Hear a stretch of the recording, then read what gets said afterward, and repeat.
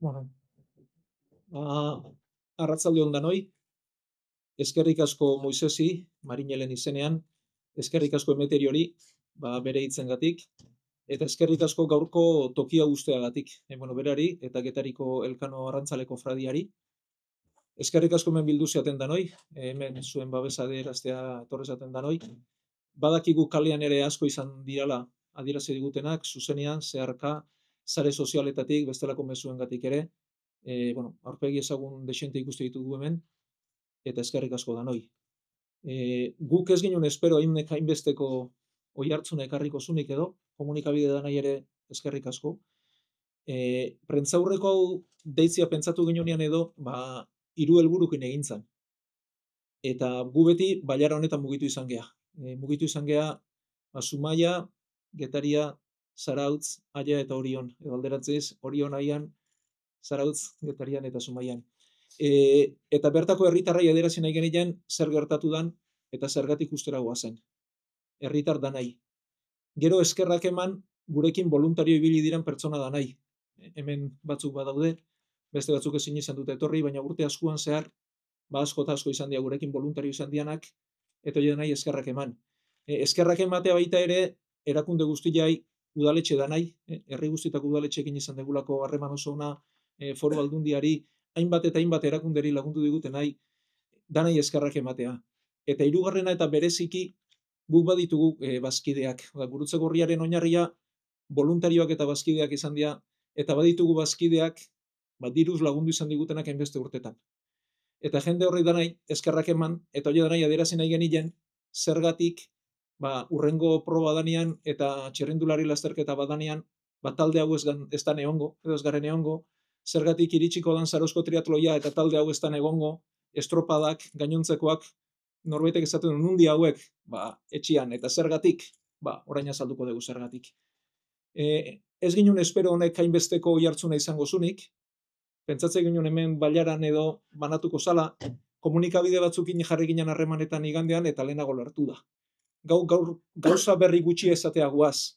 Pixka bat idatzi luzeagoa daukagu, baina, nola lertu dan eta azaldu dan lehentxeago, hau azaltzera guaz, eta hau ikusiko dugu.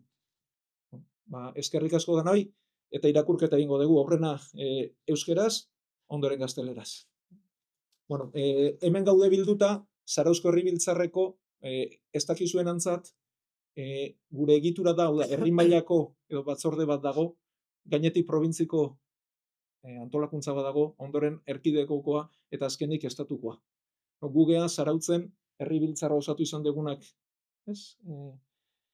hainbeste urtean, eta danon artean hartutako erabaki bada, Mikelek eta Bilok irakurriko dugu, baina danon artean hartutako erabaki baten berri emateagoaz.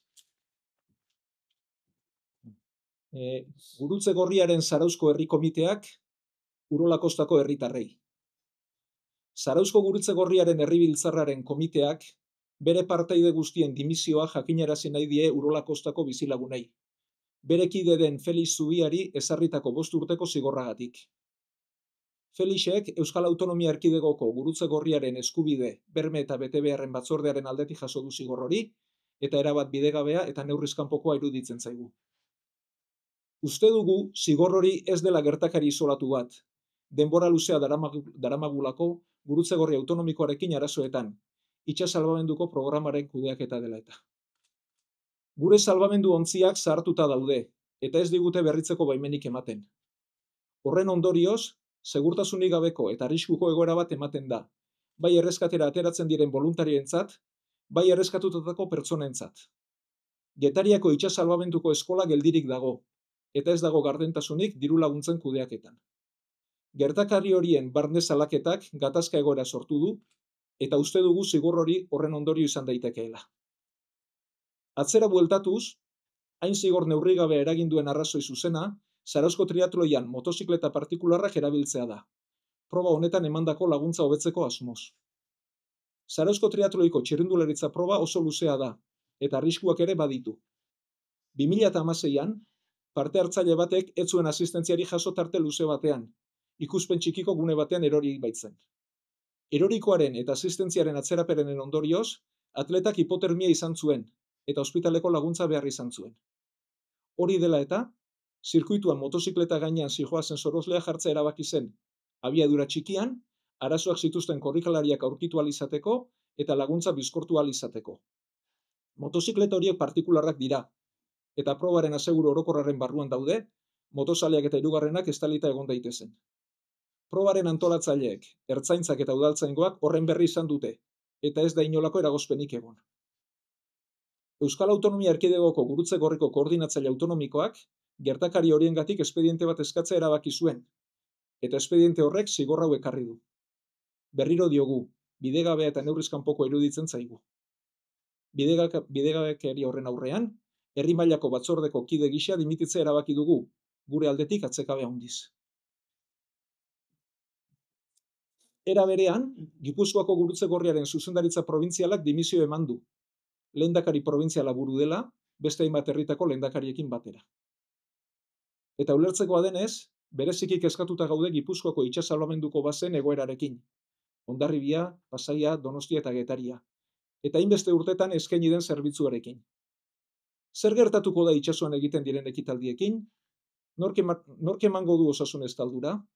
Galdera horiei ezin diegu erantzunik eman. Eta argi dago lastima dela, hainbeste urtetan zehar patroiak eta uretako sorosleak sortzen, voluntarioek egindako lan guztia galtzea. Lerro hauen bidez, eskerrak eman nahi dizkiegu, gurekin voluntario, bazkide edo beste era batera lan egin duten pertsona guztiei, bai eta eskualdeko udalei, eta bide horretan lagundu diguten beste erakunde eta enpresa guztiei ere. Eskerrik asko denoi.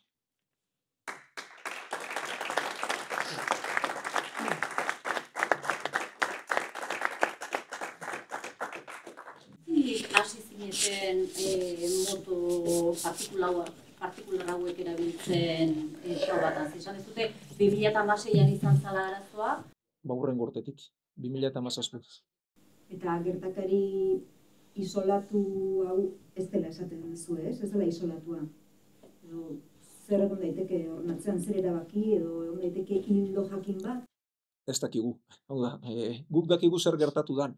Eta gertatu dena da, horrelako gertakari baten ondoren, esan zuten honen arduraduna zein zen, esan nuen ni izan nintzala, eta gainera zergatik azalduta, zerbitzua hobetzea, eta honek bere bidea zuela, eta espediente bat irekitzea zabaldu zuten, etorri zen instruktore bat Gurutze Gorrikoa Madrileko erkidegotik, hark egin zuen bere instrukzioa, eta zigor hau iritsi zaigu. Hau da, zuzenean dakiguna.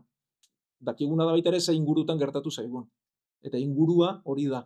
Erlazio zuzena duen ala ez, guk ez dugu sekula jakin.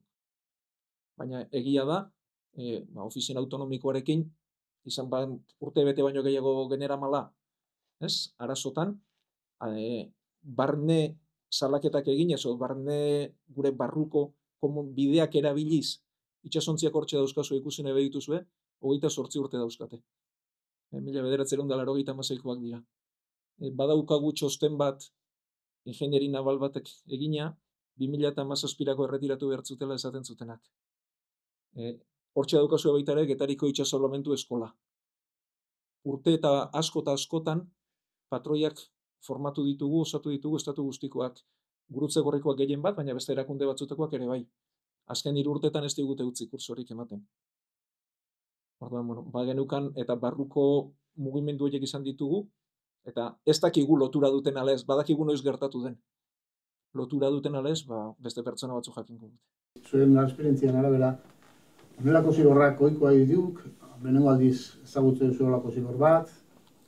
Nik dakidala behintzat, Gurutze Gorrian jende urte asko damazkigu, ezagutu izan ditugun zigorrak, badanetarik izan ditugu, zoritxarrez ere, izan da pertsonak lapurretak egin dituztenak, erabilera bidegabeak egin dituztenak, eta zigorra jaso izan ditugu. Esaten digutena da, motozikleta partikular batzuk erabiltzea dela, gure edo nire delitua, edo ez dakit delitu esan, edo bintzat reglamentuaren kontra doan akatza edo kontua, haue jarri genituen zerbitzu hobetzeko, eta gertakari olakorik gertatu ez da edin, hau da, hil eta gero eskuak burura eramatea niretzat alperrikakoa da. Arrazoi tekniko bategatik egina da, baina esaten dute arrazoi tekniko horiek ez direla nahikoak, batetik baimena eskatu behar genuela, eta bestetik gurutze gorriko aseguruak ez zituela beteko, eta orduan bai bertako sorosleak batzuk hemen daude, moto horietan zozen pertsonak hemen daude gaur. Pertsona horiek arriskuan jarri genituela, eta 3. bati zerbait gertatu ezkero ere, bai. Eta gero, gurutze gorria motozikleta partikular batzuetan erabiltzea, ezin omen da baimenik gabe egin, ezin omen dugu guk gurutze gorri bat jarri. Hori baldin bada, hain larria iruditzen zaikena, gu ez gaude konforme. Ez dakigu, barne araudiaren interpretazio egiteko gai ez gara, ez dakigu benetan dena lesten. Baina hori baldin bada gure kontua, Zuetaz aparte, zenbat ondorzeak bajartu behar duen? Jende desentek nik ez dakit kopurua zen badan, baina nik dakidana da behintzat, Gipuzkoako zuzendaritzan bozkide ginen, eta bostok dimisio eman dugu, nik ezin dut dimititu nizi gortuta nago, beste laukideak Gipuzkoako lehendakaria buru dala dimisio eman dute, eta beste herri batzutakoak ere bai. Hondarribiko lehendakariak dimisio eman du, Donostikoak ere bai, Urretxukoak ere bai, Elgoibarkoak ere bai, eta Irungoak ere bai. Eta orain zer gertatuko da, Gipuzkoako zuzendari guztiek dimititu aldin badute, dago orain Gipuzkoan, nola dago egoera hori? Autonomia mailatik izendatu dute ordezkari bat hori zuzentzeko, eta beraien lana izango da egitura guzti hori berregitea. Galdera beste toki batean egin beharko da. Guk badakigu beste herritan gelditzen direla voluntarioak, voluntario horiei gure esker ona adierazi nahi diegu, hau ez daukagu gelditzen denan kontra ezer. Erkide autonomiko bat emate petzatu beharko ipa. Nola, atera da, kastaila. Hamazte urteta egin zuen lana. Hori galdera beste toki batean egin beharko da, ez? Guzaiatu gara barruko bidetatik hau konpontzen eta ez da posible izan. Eta gaina, giro horretan hau sortu zaigu, ez? Madrida iritsi bera. Madridaino hori iritsi izan, Itxasoko salbamendurako nondikan etortzea diru laguntzak? Zer entitatetik? Programa hau erkidego mailan edo autonomi mailan egiten da, bi hitzarmenekin, bat itsas salbamentua, salbamentu maritimo izanadun hori estatukoa da, hori garraio ministeritzatik uste dela programa, eta beste bigarrena Eusko Jaurlaritzatik, barne sailetik. Diru kudeaketa hori nun egiten da? Diru kudeaketa egiten du autonomi mailan, da, erkidego mailako gurutze gorria da hori kudeatzen duna, eta gero guk, eskatu dugu, itsasontzia berritzea, gaina eskatu dugu, baimena ze guk prest geunden geure baliabideekin, bazkide horiek ematen diguten baliabideekin, egindako lanakin, geuk ordaintzeko itsasontzi bat Gipuzkoarako. Eta hori ere ukatu digute. Kudeaketa handik dator, eta gero egia da, probintziz probintzia egiten dena, da sortutako gastuak eta hor pasatzen zirela, eta gero horrek bazuela memoria tekniko bat eta memoria ekonomiko bat, Gasteiztik, gurutze gorri autonomikotik egiten zena Eusko Jaurlaritzara.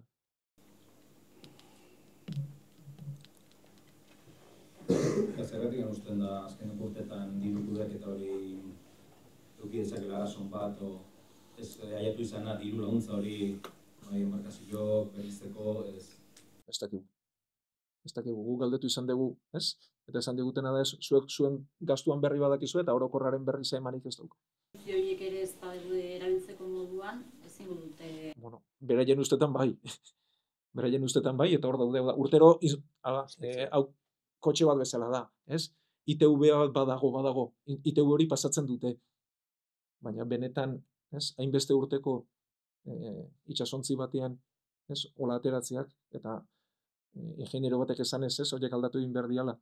Nik egile esango izuet, emergentzi bat izaten zen bakoitzean, bildurra pasatzen non.